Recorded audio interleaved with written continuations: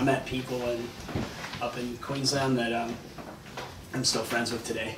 Yeah. And I had a black surfboard actually, and they were like, "Mate, black surfboard, how do you even stick on it?" You know, like, that's because it's real hot up in Queensland. It's like Florida type weather. I was like, I go too fast. I don't know. I was a really cocky little kid. Forward to 86. You're 20. You're ranked #1 in the world. You're on the ASB tour at the time.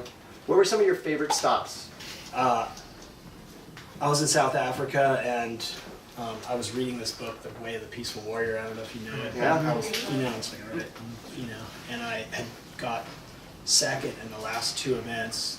The one before was in Cape Town, and I surfed against this guy. His name's Sean Thompson. He's pretty famous. He was a 77 world champ, and he was 30, I guess, and I was 19, and I surfed against him in the final, and it wasn't like computer scoring and all that stuff, but I came in and my friends were like, "Yeah, you won it, you killed it for sure."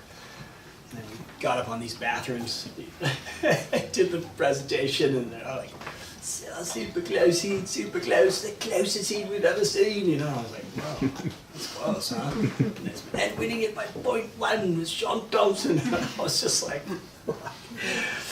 so anyway, I got two seconds right off the bat there, and then we went up. So I went up to the next event in Durban, and I was staying like on the 18th floor of this hotel, and reading this kind of like end of the last couple pages of The Peaceful Warrior, and it's all just like, hey, and it's like, it is what it is,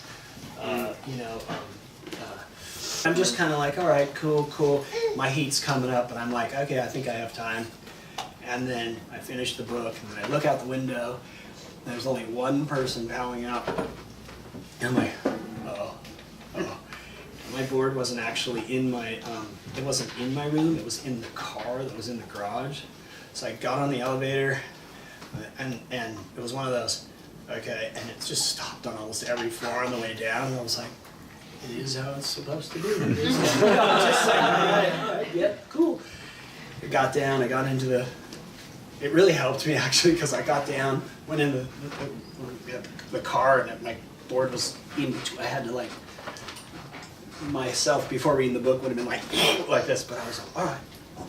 And I got in the lobby, my friend ran in the lobby. As I got in the lobby, my friend runs, he goes, "Dude, your heat's in the water." I'm all, "I know, man." So he ran down. I got down there, it was 6 minutes remaining, and then I got out there, and the rhythm of the wave just kind of, my competitor got one bigger one, and just barely beat me. But that was enough points for me to go into #1. But I won that contest 2 years, like experiences and travel and learning experience and adversity. It's just like, it couldn't be better, really. And the way the Peaceful Warrior seems like at least set you up to be okay with whatever happened in that Yeah, day, too. I also lay between that and life. Sometimes I forget everything completely, and then I remember that. And I've had lots of other people that I've met around the world that just have like a presence. Yeah. It's those people, as much as traveling is about those experiences, it's still about meeting those people that really have that impact in our life. I'd say another really cool story is only like maybe 4 years ago. I was in Japan, and I flew over to catch a typhoon and catch a wave and go to this this place that's like really in Shikoku Island, and I got on this bus after being on a plane and everything, and I really, I speak a little bit of Japanese, and the bus took a break, and this girl came up to me, and she gave me this Hello Kitty note that's like, I saved it, it's like this big, and she just gave me, she's like, "Bus is schedule. Stop being here." It was so nice. She was just like, I'm like, man, I was like, man, I gotta keep this. So cute and so nice, and just totally, yeah. And I've had so many situations where I've been traveling and I've been stuck, or I've been this or been that, and people just go, "Yeah, I'll help you," like whether they let you cut lines or pick up something and so carry do you do that for something people for when you. you see traveling? Are you that guy? If I said, can you imagine if I said no? Yeah, of course. I feel like I can help somebody. Yeah, of course.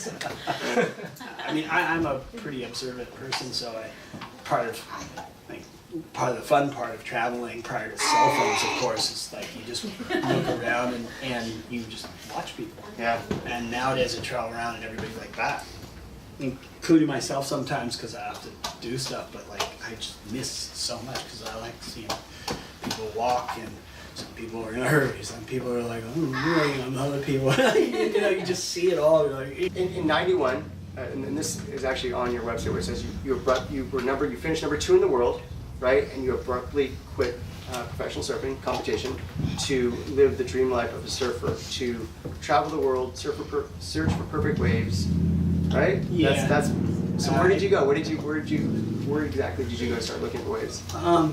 Well, the reason I was so young, I was 20, just turned 26, and it was at the beginning of '92, and I surfed in the Australian leg, and then I just I had a sponsor at the time that was doing I got this old '60s school bus and decorated with all these rad surf pictures, and just they're really cool. And we went across to Florida and drove up the coast, and then went across, and then went all the way down. And I went to Lollapalooza in Vancouver, and like I just we just travel around like really wild. Accents change as you go that direction, and they change as you go this direction. All the way around. And, I also started playing music, and I just wanted to play a lot of music, and I didn't really like the surf competition thing as much because people were really, at that point, a lot of them were jocks, and I didn't like the jock aspect because the guys that were my heroes were kind of more free-spirited. They were still competing, but they were more, it was also, less commercial in the '70s. It was so rad. And then I spent I went all around Europe. I did like a specialty thing, like I rode a wave pool up in Norway, and then I took that and went and saw Led Zeppelin in Paris and hung out in Paris for a month, and went to this funky nightclub every single night. Michael Jordan there, and just all these models I recognized. Oh yeah, this is a funny story. So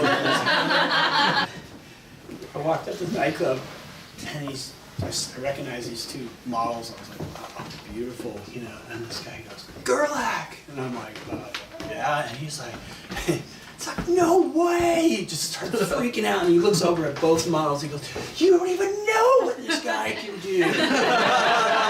Michael Jordan, and he was just like, and I was like, I never forgot, I was like, that's pretty cool.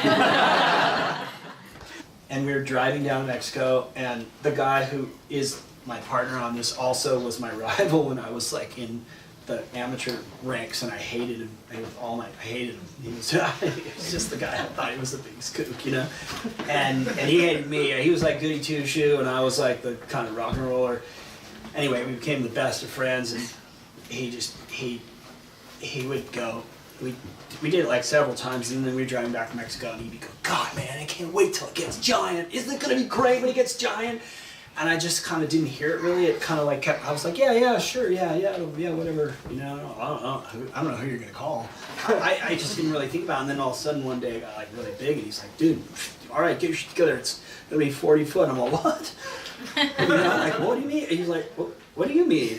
What are you talking about? We're ready for this shit. And I was like, oh, all right, I guess so. And so I kind of got into it, like when I told you the story about the Michael Jordan and I was smoking cigarettes, and I just didn't. I saw a picture of Peter Mel on a giant wave, and I was like, I'll fucking never do that. But that's how I was, you know what I mean? So that thing right there, though, I was in such the zone, and this is late in the afternoon. It's 4 o'clock in the afternoon, and all day I'd been missing the big ones all day, and everybody else was getting them.